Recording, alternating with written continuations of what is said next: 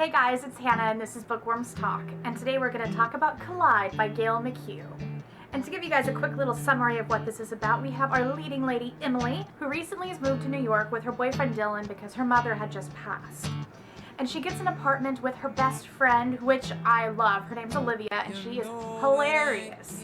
And so we learn a little bit about Emily and Dylan's relationship, and I think for a while a lot of us would have mixed feelings of whether we like him or whether we don't like him, because we all know that he is not our leading man. Gavin is our leading man, and oh, Gavin and his beautiful words.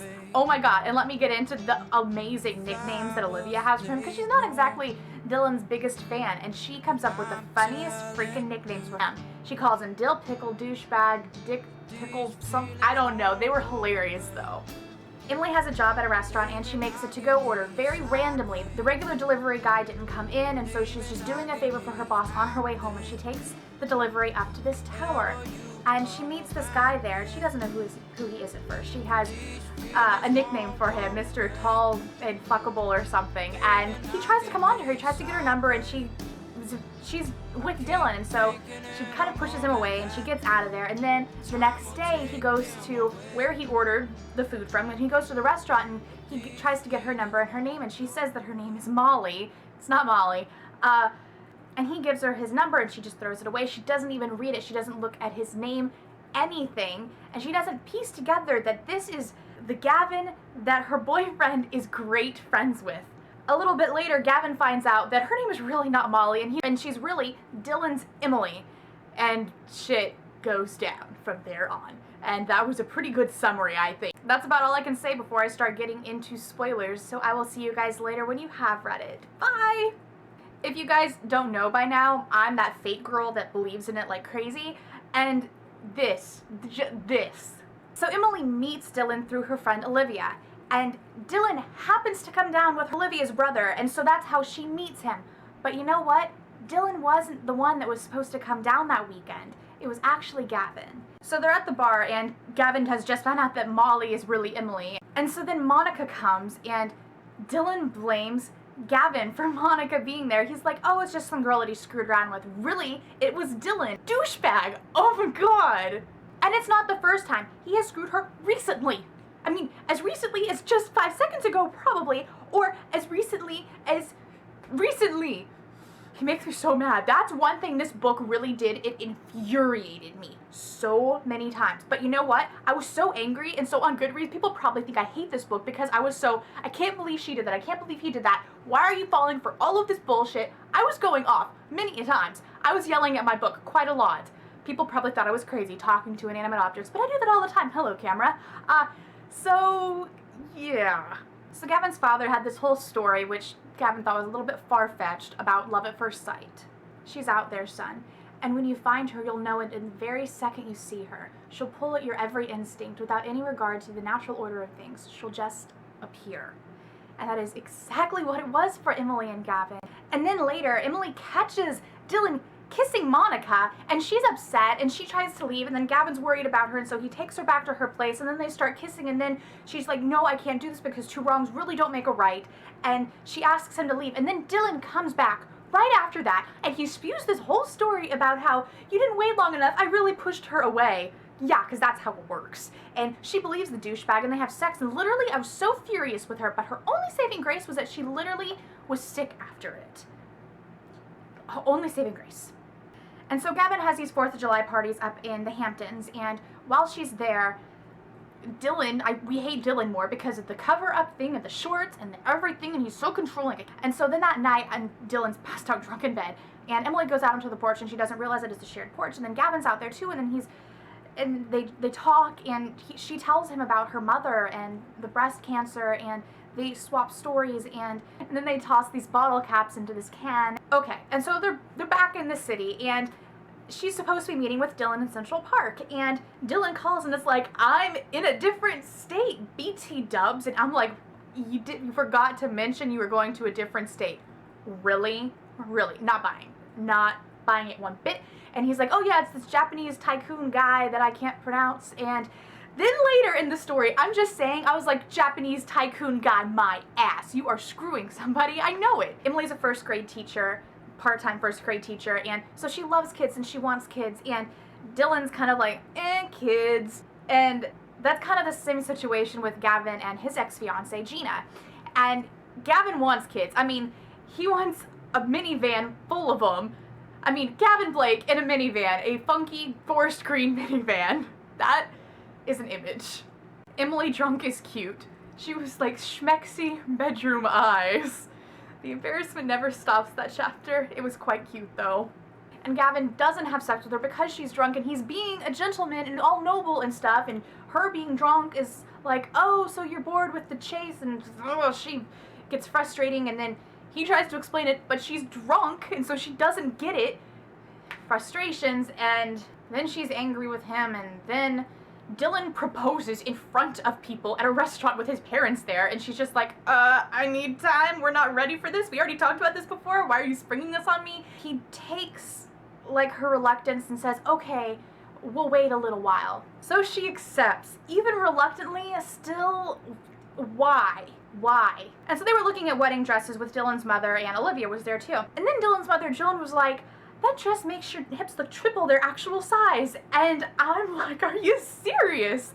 And Olivia, God love her, she jumps in and she's just like, I'm about to drop it like it's hot. Starts taking her earrings off and rolls up her shirt sleeves, and I loved Olivia. That part, so funny. So when Dylan was drunk and he flipped out at her for having some guy touch her hand, and he pulls Emily into the parking lot, and then he grabs her face, and Gavin's there, and he punches him. And I'm like, that has needed to happen since like the 3rd chapter. This douchebag.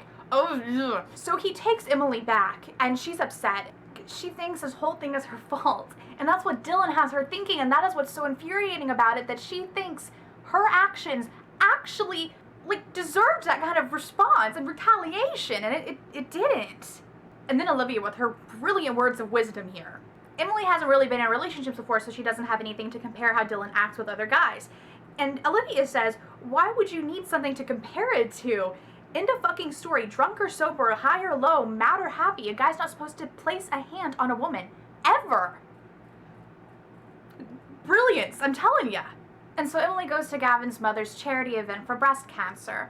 And Emily is just like thinking that Dylan is going to manage to keep them apart when he finds out, because when he comes back, and then Gavin's like, he can't keep us apart. And then he says this brilliance that I'm going to read for you. I want to take my time with you, brushing my fingers over the spots he's neglected.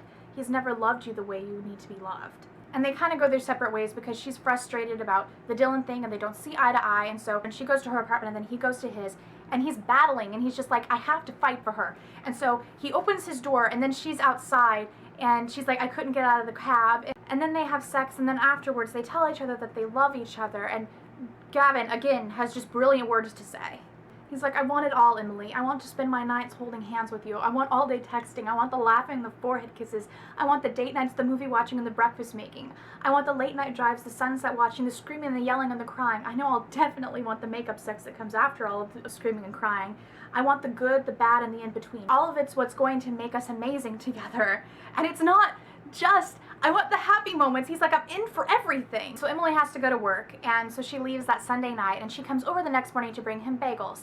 And Gina had come over the last night, and she spewed this whole lie about her father being dead, and she's drunk, and he tries to get her to leave, and he says 15 minutes, that's it. Then she passes out on his couch with no pants on, and he tries to get her to leave, but he doesn't want to touch her, to actually physically remove her, because he was just holding Emily, and he yells at her, and he's just like, you need to leave. And he goes to take a shower, and he's just like, if you're not out of here by the time I'm out of the shower, I will physically remove you. And you know what happens while he's in the shower? Emily comes over, and Gina answers the door in her bra and panties. And Emily, of course, thinks that he just screwed her, because that's what he has a reputation for, and it makes logical sense. I don't blame her for this. And she's upset, and she goes back to her apartment, and she completely ignores him. And they were supposed to have dinner that night discussing this whole thing with Dylan and how they were going to tell him that they were together. And then Gavin tries to come over, and Olivia covers for her and says that she's not feeling good or whatever. Anyway, she continued to ignore Gavin, and then next thing Gavin knows, Dylan and Emily are back together. She actually takes him back, and they're re-engaged, and he is devastated. He doesn't know about the Gina thing. He only knows that Dylan came back into town, and she is now engaged to him. Again, that poor man. And then they fight, and Emily just plays this game where she's just like, no, Dylan is better for me. I never loved you, and all of this bullshit, and it's not getting them anywhere. Seriously, the kicker of it all is she believes every lie that Dylan tells her. Every every one of them. And then Gavin is pleading and groveling, and she doesn't believe a word of it. Why is that? And then Gavin really tries to win her back at her rehearsal dinner for her wedding, by the way. And he pulls her into this room and they talk, and it's like this whole orchestrated thing because Olivia believes him because he spoke to Olivia. And then he says, I've never felt so heartbroken and so in love at the same time. If you would have told me the day we met that you were going to break my heart, and that days, months, or even years would pass and I would still be hurting like this, it wouldn't have stopped me from falling in love with you. But I would have done one thing differently, and leaving you isn't one of them. I wouldn't have let her in. That's the only thing I would have changed, Emily. I wouldn't have fucking let her in. Because he thinks, and it is, I guess, the big downfall for everything, the just slide of awfulness that had resulted in, was because of that one choice. And then because obviously groveling like that and using sweet words doesn't work with her, he's just going to be flat out mean. And you know what? Try a new tactic because nothing else is working. She's like, you're just trying to hurt me now. He's like, you know what? Maybe I am. Maybe I'm trying to hurt you as much as you're hurting me. The saddest part of this whole thing is that while I was in there begging for you to stay, I didn't fucking realize you were already gone. So yeah, I'm staying. And I hope you fucking hurt through every second of this as much as I will. Deal with it. Gavin. Oh man, and then Gavin's impromptu speech at the rehearsal dinner that was all kinds of lovely and cringy. If I were to say, I wish you and Dylan the best of luck, I'd be lying because I fucking don't. And then the guys try to get him down and not talk anymore because that's not good. And then he adds this. Here's to the bottle caps and the Yankees and the birds, and most of all, to a beautiful girl named Molly who refused to believe a man who loves her. The man who loves her more than she'll ever know. Oh yeah, and to Emily and Dylan. My heart broke for Gavin. And so Dylan's furious and he's just being very, I'm hesitant to say that he forces her into having sex because it isn't like that. It's just kind of, she really wasn't into it. She never said no, so it's not like that. But, and after she's just like, I don't want to marry Dylan, and she sneaks out of the apartment. And that's where we're left. Yeah, cliffhanger. I think you guys did warn me. Now that I'm thinking about it more, I'm pretty sure you guys warned me about the cliffhanger. I didn't listen. I should have listened. I didn't listen. When does the second one come out, guys? Let me know, because I'm kind of freaking out a lot. And I think I'm going to start on a tearjerker. I'm ready for a tearjerker. I'm going to read Hopeless now. The tears will immense. And then hopefully, oh my god, I got Bad Things, and I read a chapter. I'm so addicted. It is taking serious force for me not to read that, but I know it'll be funny, because R.K. Lily always makes me laugh. Even if it's a serious book, I still laugh. So I want to read my sad book, and then I will read my Bad Things. And if you guys are reading that or currently reading that, you don't have to tell me where there are tears, but if there are tears at any point, tell me. So that way I know whether it's appropriate to read in public. I'm a crybaby. If you even mildly think of tears, I will probably be bawling. So now you know my tear ratio. Yeah, I'm really excited for Book Bash. It's coming so soon. I will do vlogs on those days and whatnot because I'm getting in there a day early, and so I'll probably do a vlog that night. I may just have to upload it afterward because I'm carrying a lot of books in my carry-on, so I don't think I have room for my computer. I'm seriously bringing 2 outfits. That's how you know when you're a bookworm. I don't need clothes, I just need more books. I think I'm bringing like 20 books with me and a giant coffee mug for everybody to sign. I'm super excited about that. So I will see you guys later next time on Bookworms Talk. Bye!